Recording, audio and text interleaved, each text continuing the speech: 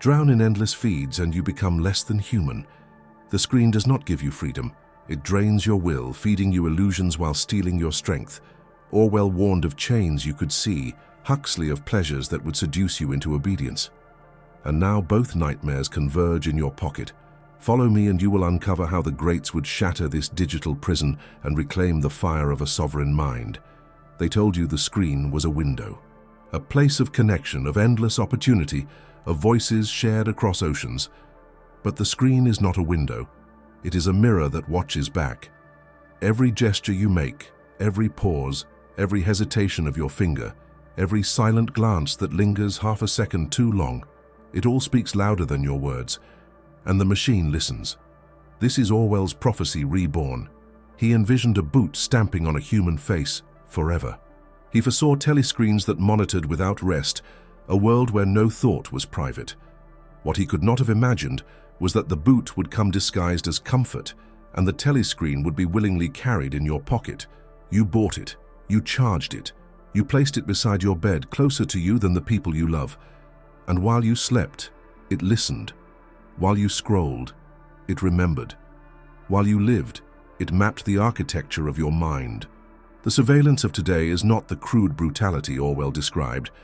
It is far more elegant, far more complete. The cage is invisible.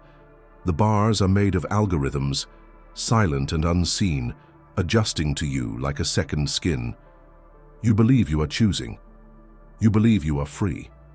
But every choice has already been predicted, nudged, narrowed until freedom itself becomes an illusion. Consider this. When you search, you think you are searching. But it is the machine that has already decided what answers you will find. When you scroll, you think you are wandering, but the feed is a labyrinth designed to make wandering impossible. You are not exploring. You are being guided down corridors built to hold you, corridors with no exit. Every swipe is a footstep deeper into the panopticon, and you smile because you do not feel the chains. The brilliance of modern control lies not in force, but in participation. Orwell's Big Brother demanded obedience at gunpoint. Today's digital overlords invite you to confess everything willingly. You photograph your meals, your friends, your children. You confess your desires with every like. You reveal your fears in the silence between your posts. You are the informant. You are the spy. The data they wanted most is the data you offered freely, dressed in selfies and filtered smiles. And what is done with this confessional flood? It is weaponized. Every advertisement is not a suggestion. It is a scalpel aimed at your weakness. Every notification is not random. It is a chain tugged at the perfect moment to break your attention. You do not see the strings, but you move when they pull. And with each movement, the machine learns more. It refines its map of you until it knows you more intimately than your parents, more precisely than your lovers, more honestly than you dare admit to yourself. This is not simply surveillance. This is possession. The machine does not just know you, it shapes you. Think of the last thought you had that felt entirely yours. Trace it back. Did it emerge from silence, or was it planted by a headline, a trend, a viral outrage that flashed before your eyes? The architects of your feed already know what angers you, what seduces you, what keeps you awake at night. They know which images will fracture your focus and which words will keep you scrolling. You live inside their laboratory, and you are the experiment. Orwell imagined a ministry of truth that rewrote history daily, erasing inconvenient facts. Today, history is rewritten invisibly through your search results, your trending topics, your curated memories. Two people in the same room, searching the same question, will receive different answers. Reality itself fractures into shards, each person imprisoned in a separate version of the world. There is no need to burn books if no one agrees on what the truth was to begin with. The terrifying part is not just that you are watched, it is that you are profiled, categorized, nudged into groups. Entire populations are shaped like clay, molded into patterns of thought, polarization, outrage. You believe your convictions are yours, but the fire was lit by a spark placed carefully in your feed. Rage is the easiest resource to mine. Outrage spreads faster than reason. And so, you are fed rage until you forget how to think without it. You are not a citizen in this world. You are inventory. Your attention is currency. Your data is tribute. And like any empire, the machine demands tribute daily. Stop paying, and you vanish. Step outside the system and you become invisible. You may think that is freedom, but the system punishes invisibility with irrelevance. If you are not seen, you do not exist. And so, you return. You post, you scroll, you feed the machine. Because not feeding it feels like death. Look around you. How many know how to be alone without the glow of a screen? How many can sit in silence without panicking, without reaching for the digital needle to soothe the ache of solitude? This is the most perfect surveillance of all, not just watching what you do, but reshaping what you are, until you cannot imagine existing without it. Orwell's boot was crude. It crushed the body. Today's control is subtle. It dissolves the soul. The whip is gone, the cage is velvet. And because it feels soft, because it feels comfortable, because it feels like choice, you do not fight. You thank your captors. You beg for more. But here is the truth you do not want to hear. Every second you spend inside the cage strengthens. Every post you make sharpens the weapon pointed at your mind. Every careless glance is another nail in your coffin of freedom. You think you are harmlessly scrolling, but what you are really doing is feeding the beast that studies you, refines you, owns you. And yet, power remains in your hands. Surveillance cannot work without consent. The machine only thrives because you return to it, because you allow it to drain you 1 second at a time. To resist is not easy. It is agony. It is exile. But exile has always been the price of freedom. The first step is to see the cage, to recognize that what feels like liberty is only a leash, to admit that you are not free, that your thoughts are not untouched, that your desires are not your own. Only then does the possibility of escape emerge. Orwell showed us the horror of chains.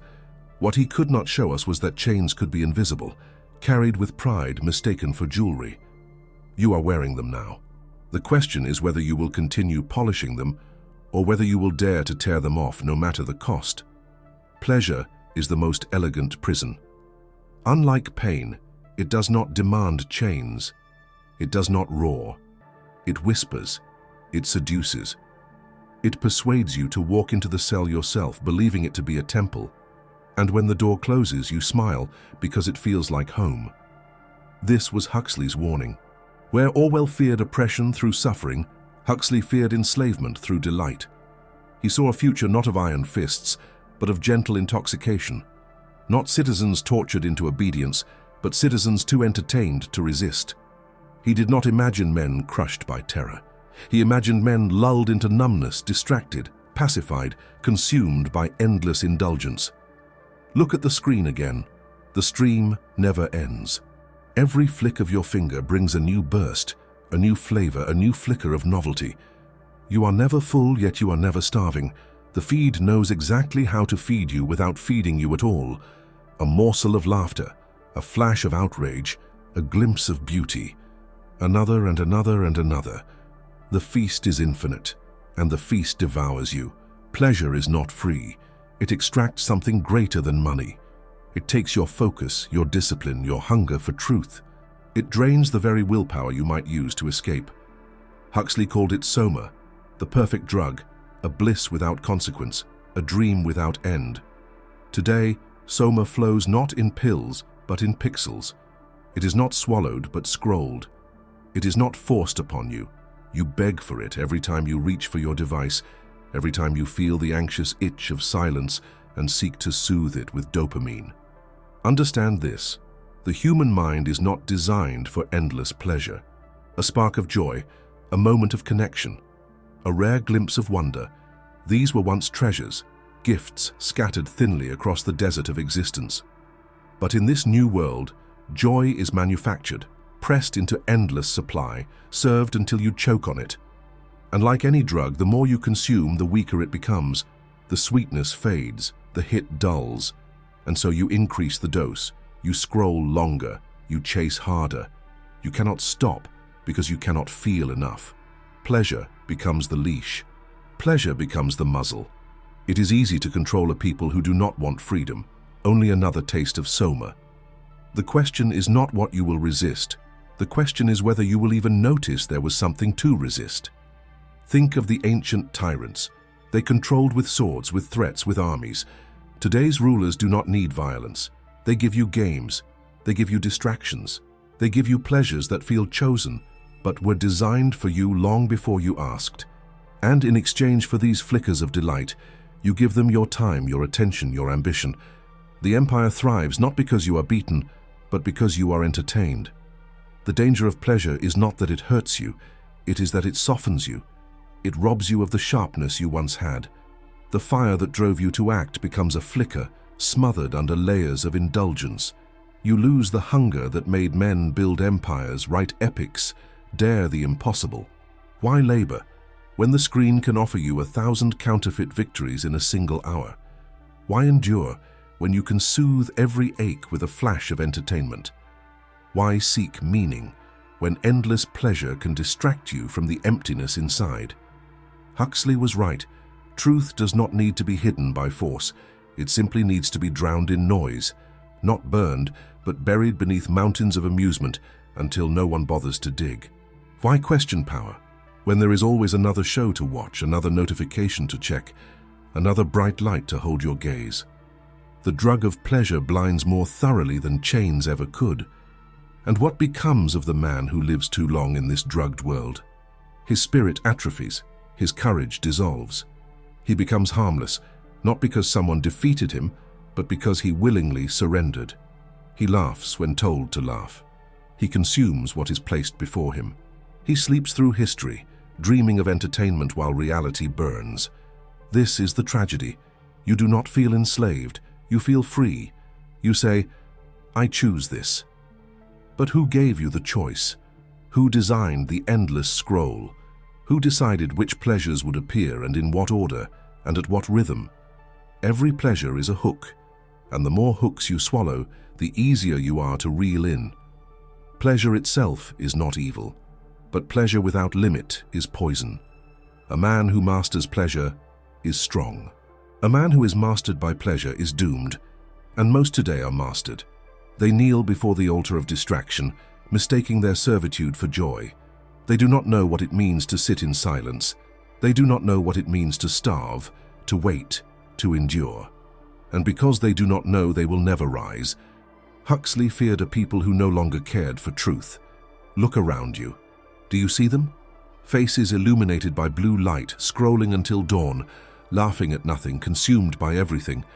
Their chains are woven from their own desire. Their prison is sweet, and the sweeter it becomes, the weaker they grow. The test is simple. Can you walk away? Can you close the screen and feel nothing, want nothing, ache for nothing? Or does your hand twitch? Does your pulse quicken? Does your mind beg for another taste? That is the measure of your freedom. Not your words, not your claims, but your ability to resist the drug. If you cannot resist, then you are not free. You are addicted. You are sedated. You are a subject of Huxley's prophecy, living proof of his nightmare. And unless you learn to break the cycle, you will live and die inside it, never knowing what it meant to be awake. Pleasure can be mastered, but mastery requires hunger. Hunger requires silence. Silence requires courage. Few have it. Most will never dare. They will stay plugged in, anesthetized until the end. But you, if you are listening, you still have a choice. And that choice will cost you everything. Your comfort, your illusions, your soma. But in its place, you may find the raw edge of life again. Huxley showed us the drug. The question is whether you will swallow it, or whether you will spit it out and face reality unmasked, even if it burns. A mirror does not lie. It shows what is there. Yet social media is not a true mirror. It is a mirror that flatters, distorts, and mocks all at once. When you gaze into it, you do not see yourself. You see the shadow of what you wish to be, the fragments of others you envy, and the weakness you deny. This is the greatest trick of the screen. It convinces you that you are living when in truth you are only watching. Watching others rise, others fall, others dare, others fail. You scroll through the lives of strangers, measuring yourself against illusions, until your own life fades into background noise. The feed becomes your world, And in that world, you are not an actor, you are only a spectator. Men once measured themselves through action. To be was to do. To be was to risk, to strive, to shape the earth with your hands, to carve your name into the fabric of time. Today, men measure themselves through images, through likes, through digital applause that means nothing and vanishes within hours. They mistake this for victory, but the mirror does not lie. Look closer. The man behind the screen is not a conqueror. He is a spectator of other men's dreams. Why is this dangerous? Because the spectator forgets he has a body. He forgets he has power. He forgets he has a will that can move mountains. Instead, he consumes. He critiques. He compares. He waits. His strength, once sharp, grows dull. His fire, once fierce, turns to smoke. He does not dare because daring feels unnecessary when he can watch others dare for him. This is the architecture of weakness. Social media does not need to break you with chains. It only needs to keep you entertained long enough for your muscles to waste, your ambition to decay, your courage to evaporate. You will never storm the gates of power if you are too busy scrolling through highlights of those who already have. You will never fight for your vision if you are addicted to watching other men parade theirs. The mirror of weakness works silently. It flatters your ego with illusions of belonging. It whispers, "You are part of this. You are connected. You are alive." Yet you are not. You are only borrowing the glow of other lives. And when the screen fades to black, what remains? Nothing. No creation, no battle fought, no scars earned, only hours lost to a machine that feeds on your attention. Spectatorship is safe. That is why it spreads like poison. To watch requires nothing, to watch risks nothing, to watch costs nothing but time. And because of this, men flock to it. They trade their raw power for the illusion of participation. They mistake comment for creation. They mistake criticism for conquest. They mistake scrolling for living. But life does not reward the watchers. It rewards the doers, the men who act, the men who rise. Every second spent watching is a second stolen from becoming. Every moment you gaze into the mirror of weakness, you surrender a piece of your will. Do you not feel it? That ache in your chest when you see others achieving what you have not? That bitterness in your throat when you envy their courage, their beauty, their strength? That is your own potential screaming at you, strangled by your inaction. Social media thrives on envy.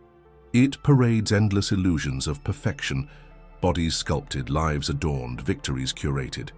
You see them and you shrink. You see them and you doubt. You see them and you hate yourself quietly. Yet instead of fighting, you scroll again. The mirror has trapped you. You no longer believe in your own power. You believe only in theirs. But hear this. No man ever rose by watching. No empire was built from envy. No warrior was forged in the safety of the crowd. The mirror may tempt you, but it cannot hold you unless you choose to stay. You must break it. You must refuse its illusions. You must stop watching and start becoming. Ask yourself, when was the last time you lived a moment without recording it, without comparing it, without seeking validation from strangers? When was the last time you bled for something, fought for something, endured for something? That is what makes a man alive. Not how many eyes see him, but how much of himself he is willing to sacrifice. The mirror of weakness tells you that you are not enough. That is its greatest lie. You are more than enough if you act, if you resist, if you silence the noise and reclaim your fire. But if you remain a spectator, if you keep bowing before the endless parade of illusions, you will fade into irrelevance, forgotten before you are even gone. The world does not need more spectators. The world is drowning in them. The world needs men who dare, men who create, men who can look into the false mirror and shatter it with their hands, men who remember that life is not to be watched, but lived, not to be consumed, but conquered. And so, the choice is yours. Continue to scroll, continue to compare, continue to envy, and watch as your strength dissolves. Or put the device down, walk into the silence, face the terror of your own untapped potential, and act. For only in action does the mirror break. And only then will you see your true reflection, not of weakness, but of a man unchained. Restraint is not weakness. Restraint is power contained, sharpened, distilled into a weapon. The man who cannot hold back is not free. He is ruled by impulse, dragged by distraction, consumed by every desire that passes through him. But the man who masters restraint, he bends fire to his will. He turns poison into medicine. He forges strength from scarcity. This is the forgotten art, the alchemy of restraint. In a world drowning in noise, the rarest power is silence. In a world enslaved by excess, the greatest wealth is discipline. And in a world addicted to social media, the strongest man is not the one who abandons it, nor the one who indulges in it endlessly, but the one who can use it as a tool without becoming its slave. What would the greats have done? Think of Orwell, whose pen carved truths so sharp that tyrants still fear them. Would he have wasted hours scrolling through trivialities? No. He would have studied the architecture of propaganda embedded in the feed, exposing the subtle chains it wraps around the masses. He would have used the very machine of distraction to reveal its core of control. For Orwell, social media would not be entertainment. It would be evidence, a battlefield of truth and lies. And Huxley? He, the prophet of pleasure's tyranny, would have seen the screen for what it truly is. Not chains of iron, but chains of velvet. He would have warned us that men will not cry out against their enslavement, because their enslavement feels good. The scroll feels soothing. The likes feel warm, the validation feels sweet. The prison is painted in colors so bright that no one wants to escape. Huxley would have said, "You are drowning not in fear, but in pleasure." And that is the more perfect form of control. To channel the wisdom of these men is to understand the core of restraint. The problem is not the tool itself. The problem is the addiction. A sword in the hand of a master is power. A sword in the hand of a fool is death. Social media is the same. If you cannot wield it, it will wield you. So what does restraint demand? It demands that you set limits as if they were iron walls. That you approach the screen as a hunter, not a slave. That you enter with intention and exit with the kill. You do not wander. You do not linger. You strike, you take, you leave. Imagine a man who uses social media not to scroll, but to broadcast. Not to consume endlessly, but to deliver sharp, rare signals. His words become fire precisely because they are not diluted by constant noise. His presence grows because it is scarce. He does not scatter himself across 1,000 meaningless interactions. He carves his message with precision, and every word carries weight. That is the alchemy of restraint, using less to create more. But restraint is not only external, it is internal. To resist the dopamine, to refuse the urge, to sit with the hunger and transform it into fuel. Every time you deny the impulse to scroll, you reclaim a piece of your will. Every time you choose silence over noise, you deepen your mind. Every time you resist, you grow sharper. Most men seek release. The great sought containment. They understood that raw power, when held, becomes explosive. Do not misunderstand. Restraint is not denial for the sake of denial. It is transmutation. When you cut the endless stream of distractions, you discover space. Space for thought, space for creation, space for the hard silence in which truth emerges. Without restraint, you are scattered. With restraint, you are focused like a blade. Orwell and Huxley both understood that freedom is not merely the absence of chains, it is the presence of clarity, the ability to see through illusion. Restraint gives you this clarity. By stepping back from the noise, you begin to see the patterns, the manipulations, the hooks, the invisible strings. You see the architecture of control not as a victim, but as a strategist. You learn how to bend the machine to your will. So how would the greats use social media? Not as addicts, not as passive consumers, but as architects, as warriors of the mind. Orwell would carve through propaganda with the scalpel of his pen. Huxley would expose the soft tyranny of pleasure disguised as freedom, and both would laugh at the men who waste their lives scrolling, forgetting that every second lost is a second surrendered to the machine. To walk their path is to choose restraint, to refuse the false urgency of the feed. to channel your presence not into endless reactions, but into deliberate, meaningful strikes, to turn scarcity into power, to transform silence into signal. That is the alchemy. That is how you rise. And here is the final truth. Social media is a battlefield. Most men enter unarmed, seduced, enslaved. The greats would enter with eyes sharp, with will intact, with restraint as their armor. The weak drown in it. The strong bend it. The greats would not be consumed. They would consume.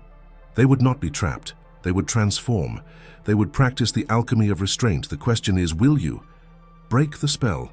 That is the first command. For you are under one, whether you admit it or not. The glow of the screen, the endless scroll, the dopamine drip, they have lulled you into a trance. You believe you are awake, but your eyes are heavy. You believe you are free, but the strings are pulling you. The spell is invisible precisely because it feels natural. But it is not natural. It is engineered. And to escape it, you must rip away the veil and face the raw silence that follows. The spell works by eroding attention. Attention is not just focus, it is your life force, your currency, your will. Where your attention goes, your soul follows. Every stolen second is not just wasted time, it is stolen vitality. Social media thrives on this theft. It does not simply take your minutes, it fragments your being, splintering you into 1,000 impulses, until you no longer know who you are without the feed telling you. Breaking the spell begins with withdrawal. To step away is to confront the void that the screen has been filling, and it is terrifying. Suddenly you are left with silence, with yourself, with the hunger that has been numbed by constant stimulation. Most cannot bear it. They rush back to the scroll, desperate for the soothing flood. But the one who endures, the one who holds steady in the silence, he discovers something others never will. His own mind, unmediated, raw, alive. This silence is the first form of strength. To endure it is to break chains unseen. For in silence you begin to hear the deeper voice within, the voice that the feed drowns out, the voice that whispers of purpose, of direction, of truth. That voice is faint at first, fragile after years of suppression. But if you nurture it, if you protect it, it grows into thunder. Orwell warned us that tyranny thrives when men stop thinking. Huxley warned us that men will not resist tyranny if it comes wrapped in pleasure. Breaking the spell is precisely this act of resistance, to reclaim your mind from both fear and pleasure, to resist the soft chains of comfort that bind tighter than steel. It is the refusal to live sedated. But resistance alone is not enough.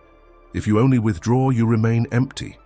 Strength comes when the silence is not merely endured, but filled with creation, with discipline, with the pursuit of something greater. You must replace the false fire of distraction with the real fire of purpose. Otherwise, you will be drawn back like a moth to the glowing screen. The path to strength lies in transmutation. The very impulses that drive you to distraction can be redirected. The hunger for stimulation can become the hunger for knowledge. The craving for validation can be transformed into the drive for mastery. The desire for connection can be forged into the discipline of building bonds rooted in reality, not algorithms. Nothing must be wasted. Every weakness can become fuel. This is why the greats never fled the world. They engaged it differently. They took the same human impulses everyone has and turned them into weapons. Where most men drown in pleasure, they drew power from restraint. Where most men scatter their minds, they forged theirs into blades. That is what you must do with the screen. Not flee it blindly, not indulge it endlessly, but transform your relationship with it. You must use it without letting it use you. Imagine yourself outside the spell. Imagine your mind unbroken, your will intact, your time reclaimed. Imagine the hours wasted on scrolling transmuted into hours of building, your body, your craft, your empire. Imagine the clarity of thought born from silence, the fire of creation lit by discipline, the strength that comes not from reacting, but from acting. This is what the spell steals from you, and this is what you reclaim when you break it. But breaking the spell is not a single act. It is a war. Each day the screen calls you back. Each day you must resist. And each day your resistance grows stronger. until one day the call is no longer tempting, until one day the machine no longer commands you, until one day you stand above it, seeing clearly, wielding it like a tool while others remain trapped. This is freedom, not the absence of technology, but the mastery of it, not the rejection of the world, but the domination of your place in it. To break the spell is to see the architecture of control and choose not to bow before it. It is to look at the screen, the feed, the endless scroll and say, "You will not have me. I will not be your slave." Strength beyond the screen is not found in digital victories. It is found in the body hardened by discipline, in the mind sharpened by silence, in the will tested by resistance, in the creation that endures long after the feed has changed 1,000 times. That is strength. That is immortality in the face of a machine built to erase memory. And so, the choice is clear. Remain under the spell, lulled into weakness, consumed by noise, forgotten by time. Or break it. Step into silence, endure the hunger, reclaim your attention, transmute distraction into creation, weakness into strength, slavery into freedom. The machine will always exist. The feed will always call. The spell will always seek to bind you. But you have a choice. Will you scroll until you rot, or will you break the spell and rise beyond it?